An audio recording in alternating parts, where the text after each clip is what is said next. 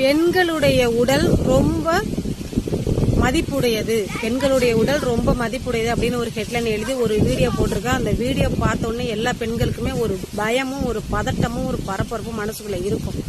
ஆனா அதுக்காக பயந்துடாதீங்க. ஏன்னா இப்ப இங்க பெண்களுக்கு பாதுகாப்பே இல்லை பல வகையில. ஐயோ அப்படியா அப்படின்னு பயந்துடக்கூடாது. ஆண்களே அந்த அளவுக்கு யோசிக்கும் போது அதை விட தாண்டி பெண்களால யோசிக்க முடியும். சயின்டிபிக் ரீதியா ஆண்கள் யோசிக்கிறத விட அதிக யோசனை சிந்தனை டேலண்ட் பாத்தீங்கன்னா பெண்களுக்கு தான் இருக்கு. அதனால அவங்க நம்மள ஏதாவது பண்றதுக்கு யோசிக்கிறாங்க போது நம்ம தப்பிக்கிறதுக்கு ரொம்ப ஷார்ப்பா நிறைய யோசிக்கலாம். அதனால உங்க பாதுகாப்பை நீங்க எப்படி உறுதி செஞ்சுக்கலாம், உங்களை நீங்களே எப்படி பாதுகாத்துக்கலாம்ன்றத நீங்க யோசிச்சுக்கிட்டே இருங்க. நிறைய ஐடியா வரும், அதை நீங்க ஃபாலோ பண்ணலாம். இப்ப நானும் சில ஐடியா சொல்றேன். என்னன்னா இந்த மூக்கு, காது, அதுக்கப்புறம் இந்த கழுத்து பகுதி, அந்த மெயின் பாயிண்ட் இருக்குல்ல, இதெல்லாம் அதிகமா வலியை உணரக்கூடிய ஒரு பகுதி.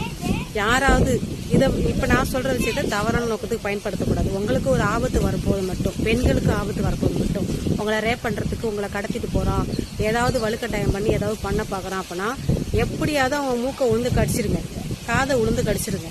இல்லைன்னா காலாலேயே ஒரு மெயின் பாயிண்ட்ல அடிச்சிருங்க. இதுதான் உங்களுக்கு. நீங்க எந்த வித்தையும் கத்துக்க வேண்டாம், கராத்தே கத்துக்க வேண்டாம், இல்ல சிலம்பாட்டம் கத்துக்க வேண்டாம். கத்துக்கோங்க.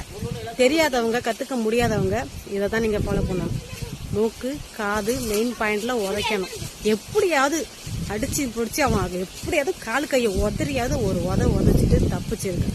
எப்பயுமே உங்களோட பாதுகாப்பை எப்படி உறுதி செஞ்சுக்கலான்ற யோசனையை முன்வைங்க. எல்லா ஆம்பளைங்களையும் முழுசா நம்பிடாதீங்க. நல்லவனா இருந்தாலும் ஒரு சந்தேகம் அந்த இடத்துல வைக்கணும். கல்யாணம் ஆகிற வரைக்கும் உன் உடலை மட்டும் கொடுத்துறாத. சொந்த பந்தம் பரிசம் போற வரைக்கும், சொந்த பந்தத்துக்கு முன்னாடி தாலி கட்டுற வரைக்கும் உன் உடம்பு அது அவங்களுக்கு கொடுத்துறாத.